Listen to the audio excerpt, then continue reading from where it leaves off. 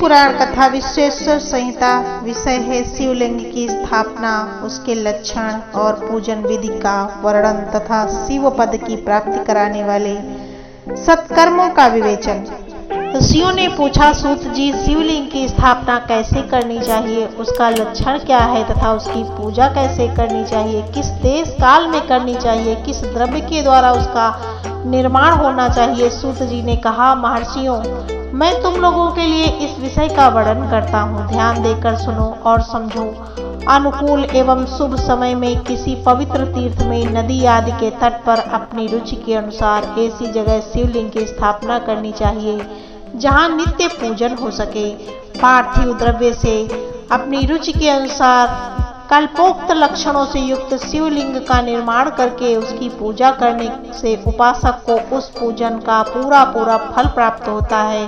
संपूर्ण शुभ लक्षणों से युक्त शिवलिंग की यदि पूजा की जाए तो वह तत्काल पूजा का फल देने वाला होता है। यदि चल प्रतिष्ठा करनी हो तो इसके लिए छोटा सा शिवलिंग अथवा विग्रह श्रेष्ठ माना जाता है, और यदि अचल प्रतिष्ठा करनी हो तो स्थूल शिवलिंग अथवा विग्रह अच्छा माना जाता है। उत्तम लक्षणों से युक्त शिवलिंग की पीठ सहित स्थापना करनी चाहिए। शिवलिंग का पीठ मंडलाकार, गोल, चौकोर, त्रिकोण अथवा खाट के पाए की भांति ऊपर नीचे मोटा और बीच में पतला होना चाहिए। ऐसा शिवलिंग पीठ महान फल देने वाला होता है। पहले मिट्टी से, प्रस्तर आदि से अथवा लोहे आदि से शिवलिंग का निर्माण हो, उसी से उसका पीठ भी बनाना चाहिए। यही स्थावर अचल प्रतिष्ठा वाले शिवलिंग की विशेष बात है। चल प्रतिष्ठा वाले शिवलिंग में भी लिंग और पीठ का एक ही उपादान होना चाहिए, किंतु बाण लिंग के लिए यह नियम नहीं है। लिंग की लंबाई निर्माणकर्ता का स्थापना करने वाले यजमान के 12 अंगुल के बराबर होनी चाहिए। ऐसे ही शिवलिंग को उत्तम कहा गया है। इससे कम लंबाई हो तो फल में कमी आ जाती है, अधिक हो तो कोई दोष की बात नहीं है। चरलिंग में भी वैसा ही नियम है। उसकी भी लंबाई कम से कम कर्ता के 1 अंगुल के बराबर होनी चाहिए। उससे छोटा होने पर अल्प फल मिलता है, किंतु उससे अधिक होना दोष की बात नहीं है।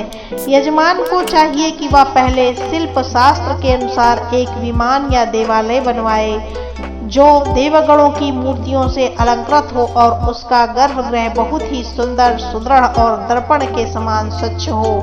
उसे 9 प्रकार के रत्नों से विभूषित किया गया हो। उसमें पूर्व और पश्चिम दिशा में 2 मुख्य द्वार हों।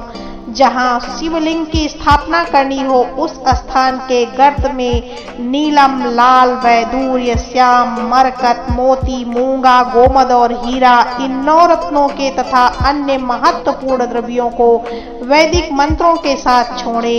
सद्योजात आदि 5 वैदिक मंत्रों द्वारा ओम सद्योजातम प्रपद्यामि सद्योजाताय वै नमो नमः भद्रे भवेनाति भवे भवस्व मां मने भद्वाय नमः। ओम वामदेवाय नमो, ज्येष्ठाय नमः, श्रेष्ठाय नमो, रुद्राय नमः, कालाय नमः, कालविकरणाय नमो, बलविकारानाय नमो, बलाय नमो, बलप्रथमथनाय नमः, सर्वभूतदमनाय नमो, मनोमनस्वाय नमः। शिवलिंग का 5 स्थानों में क्रमशः पूजन करके अग्नि में हविष्य की अनेक आहुतियां दें और परिवार सहित मेरी पूजा करके गुरु स्वरूप आचार्य को धन से तथा भाई बंधुओं को मनचाही वस्तुओं से संतुष्ट करें। याचकों को जड़, सुवर्ण, गृह एवं भू संपत्ति तथा चेतन गौ आदि वैभव प्रदान करें। स्थावर जंगम सभी जीवों को यत्न पूर्वक संतुष्ट करके एक गड्ढे में सुवर्ण तथा 9 प्रकार के रत्न भरकर सद्योजात आदि वैदिक मंत्रों का उच्चारण करके परम कल्याणकारी महादेव जी का ध्यान करें। तत्पश्चात नाद घोष से युक्त महामंत्र ओंकार ओम का उच्चारण करके उक्त गड्ढे में शिवलिंग की स्थापना करके उसे पीठ से संयुक्त करें। इस प्रकार पीठ युक्त लिंग की स्थापना करके उसे नित्य लेप, दीर्घ काल तक टिके रहने वाले मसाले से जोड़कर स्थिर करें। इसी प्रकार वहां परम सुंदर वेर मूर्ति की स्थापना करनी चाहिए। सारांश यह है कि भूमि संस्कार आदि की सारी विधि जैसी लिंग प्रतिष्ठा के लिए कही गई है। स्थावर लिंग की सींचने आदि के द्वारा सेवा करनी चाहिए और जंगम लिंग को आहार एवं जल आदि देकर तृप्त करना उचित है। उन अस्थावर जंगम जीवों को सुख पहुँचने में अनुरक्त होना भगवान शिव का पूजन है, ऐसा विद्वान पुरुष मानते हैं। यो चराचर जीवों को भगवान शंकर के प्रतीक मानकर उनका पूजन करना चाहिए। इस तरह महालिंग की स्थापना करके विविध उपचारों द्वारा उनका पूजन करें। अपनी शक्ति के अनुसार नित्य पूजा करनी चाहिए तथा देवालय के पास ध्वजारोहण आदि करना चाहिए। शिवलिंग साक्षात शिव का पद प्रदान करने वाला है अथवा चरलिंग में खोडसोपचारों द्वारा यथोचित रीति से क्रमशः पूजन करना चाहिए। यह पूजन भी शिव पद प्रदान करने वाला है। आवाहन, आसन, अर्घ्य, पाद्य, पाद्यांग, आचमन, अभ्यंग पूर्वक स्नान, वस्त्र एवं यज्ञोपवीत, गंध, पुष्प, धूप, दीप, नैवेद्य, तांबूल और समर्पण, नीराजन, नमस्कार और विसर्जन, ये 16 उपचार हैं अथवा अर्घ्य से लेकर नैवेद्य तक विधिवत पूजन करें। अभिषेक, नैवेद्य, नमस्कार और तर्पण ये सब यथाशक्ति नित्य करें। इस तरह किया हुआ शिव का पूजन शिव पद की प्राप्ति कराने वाला होता है। अथवा किसी मनुष्य के द्वारा स्थापित शिवलिंग में, ऋषियों द्वारा स्थापित शिवलिंग में, देवताओं द्वारा स्थापित शिवलिंग में, अपने आप प्रकट हुए स्वयंभू शिवलिंग में तथा अपने द्वारा नूतन स्थापित हुए शिवलिंग में भी उपचार समर्पण पूर्वक जैसे तैसे पूजन करने से या पूजन की सामग्री देने से भी मनुष्य ऊपर जो कुछ कहा गया है वह सारा फल प्राप्त कर लेता है। क्रमशः परिक्रमा और नमस्कार करने से भी शिवलिंग शिव पद की प्राप्ति कराने वाला होता है। यदि निम्न पूर्वक शिवलिंग का दर्शन मात्र कर लिया जाए तो वह भी कल्याणप्रद होता है। मिट्टी, आटा, गाय के गोबर, फूल, कनेर, पुष्प, फल, गुड़, मक्खन, भस्म अथवा अन्न से भी अपनी रुचि के अनुसार शिवलिंग बनाकर तदनुसार उसका पूजन करें अथवा प्रतिदिन 10,000 प्रणव मंत्र का जाप करें अथवा दोनों संध्याओं के समय एक सहस्र प्रणव का जप किया करें। यह क्रम भी शिव पद की प्राप्ति कराने वाला है, ऐसा जानना चाहिए। जप काल में मकारांत प्रणव का उच्चारण मन की शुद्धि करने वाला होता है। समाधि में मानसिक जप का विधान है तथा अन्य सब समय भी उपांशु जप धीमे स्वर में उच्चारण करना ही, दूसरा कोई सुन न सके, ऐसे जप को उपांशु कहते हैं, करना चाहिए। नाद और बिंदु से युक्त ओंकार के उच्चारण को विद्वान पुरुष समान प्रणव कहते हैं। यदि प्रतिदिन आदर पूर्वक 10,000 पंचाक्षर मंत्र का जप किया जाए अथवा दोनों संध्याओं के समय एक सहस्र का ही जप किया जाए तो उसे शिव पद की प्राप्ति कराने वाला समझना चाहिए। ब्राह्मणों के लिए आदि में प्रणव से युक्त पंचाक्षर मंत्र अच्छा बताया गया है। कलश से किया हुआ स्नान, मंत्र की दीक्षा, मातृकाओं का न्यास, सत्य से पवित्र अंतःकरण वाला ब्राह्मण तथा ज्ञानी गुरु, इन सबको उत्तम माना गया है। द्विजों के लिए नमः शिवाय के उच्चारण का विधान है। द्विजेतरों के लिए अंत में नमः पद के प्रयोग की विधि है, अर्थात वे शिवाय नमः इस मंत्र का उच्चारण करें। स्त्रियों के लिए भी कहीं कहीं विधि पूर्वक नमोस्तोच्चारण का भी विधान है, अर्थात वे भी शिवाय नमः का ही जाप करें। कोई ऋषि ब्राह्मण की स्त्रियों के लिए नमः पूर्वक शिवाय के जप की अनुमति देते हैं, अर्थात वे नमः शिवाय का जप करें। पंचाक्षर मंत्र का 5 करोड़ जप करके मनुष्य भगवान सदाशिव के समान हो जाता है। 1, 2, 3 अथवा 4 करोड़ का जप करने से क्रमशः ब्रह्मा, विष्णु, रुद्र तथा महेश्वर का पद प्राप्त कर लेता है। अथवा मंत्र में जितने अक्षर हैं उनका पृथक पृथक 1 लाख जप करे अथवा समस्त अक्षरों का एक ही जितने अक्षर हो उतने लाख जप करे। इस तरह से जप को शिव पद की प्राप्ति कराने वाला समझना चाहिए।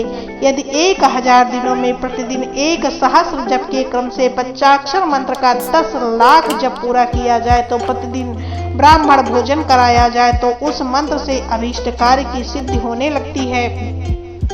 ब्राह्मण को चाहिए कि वह प्रतिदिन प्रातःकाल 1000 बार गायत्री का जप करे। ऐसा होने पर गायत्री क्रमशः शिव का पद प्राप्त कराने वाली होती है। वेद मंत्रों और वैदिक सूक्तों का भी नियम पूर्वक जप करना चाहिए। वेदों का पारायण भी शिव पद की प्राप्ति कराने वाला होता है, ऐसा जानना चाहिए। अन्यान्य जो बहुत से मंत्र हैं उनका भी जितने अक्षर हों उतने लाख जप करे।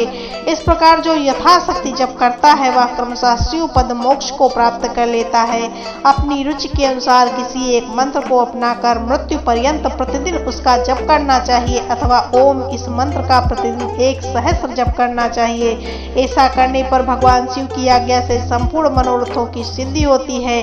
जो मनुष्य भगवान शिव के लिए फुलवाड़ी या बगीचे आदि लगवाता है तथा शिव के सेवा कार्य के लिए मंदिर में झाड़ने बुहारने आदि की व्यवस्था करता है, वह इस पूरे कर्म को करके शिव पद को प्राप्त कर लेता है। भगवान शिव के जो काशी आदि क्षेत्र हैं उनमें भक्ति पूर्वक नित्य निवास करे, वह जड़ चेतन सभी को भोग और मोक्ष देने वाला होता है।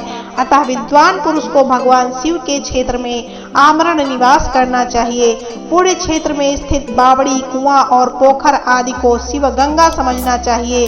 भगवान शिव का ऐसा ही वचन है, वहां स्नान दान और जप करके मनुष्य भगवान शिव को प्राप्त कर लेता है। अतः मृत्यु पर्यंत शिव के क्षेत्र का आश्रय लेकर रहना चाहिए। जो शिव के क्षेत्र में अपने किसी मृत संबंधी का दाह दशाह मानसिक श्राद्ध संपिंडीकरण अथवा वार्षिक श्राद्ध करता है, उसका कभी भी शिव के क्षेत्र में अपने पितरों को पुण्य देता है, वह तत्काल सब पापों से मुक्त हो जाता है और अंत को शिव पद को प्राप्त करता है। अथवा शिव के क्षेत्र में 7, 5, 3 या 1 ही रात निवास कर ले, ऐसा करने से भी क्रमशः शिव पद की प्राप्ति होती है। लोक में अपने अपने वर्ण के अनुसार सदाचार का पालन करने से भी मनुष्य शिव पद को प्राप्त कर लेता है। वर्णानुकूल आचरण से तथा भक्ति भाव से वह आप अपने सत्कर्म का अतिशय फल प्राप्त करता है और कामना पूर्वक किए हुए अपने कर्म के अभीष्ट फल को शीघ्र ही पा लेता है। निष्काम भाव से किया हुआ सारा कर्म साक्षात शिव पद की प्राप्ति कराने वाला होता है। दिन के 3 विभाग होते हैं, प्रातः, मध्याह्न और सायं। इन तीनों में क्रमशः एक एक प्रकार के कर्म का संपादन किया जाता है। प्रातः काल को शास्त्र विहित नित्य कर्म के अनुष्ठान का समय जानना चाहिए। मध्याह्न काल सकाम कर्म के लिए उपयोगी है तथा सायं काल शांति कर्म के लिए उपयुक्त है, ऐसा जानना चाहिए। इसी प्रकार रात्रि में भी समय का विभाजन किया गया है। रात्र के 4 प्रहरों में जो बीच के 2 प्रहर हैं उसमें निशीथ काल कहा गया है।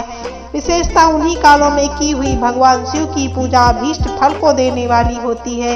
ऐसा जानकर कर्म करने वाला मनुष्य यथोक्त फल का भागी होता है। विशेषता कलयुग में कर्म से ही फल की प्राप्ति सिद्धि होती है। अपने अपने अधिकार के अनुसार ऊंचे कहे हुए किसी भी कर्म के द्वारा शिवाराधना करने वाला पुरुष यदि सदाचारी और पाप से डरता है तो वह उन कर्मों का पूरा फल अवश्य प्राप्त कर लेता है। ओम नमः शिवाय। इस प्रकार शिव पुराण कथा का 11वां अध्याय पूरा हुआ।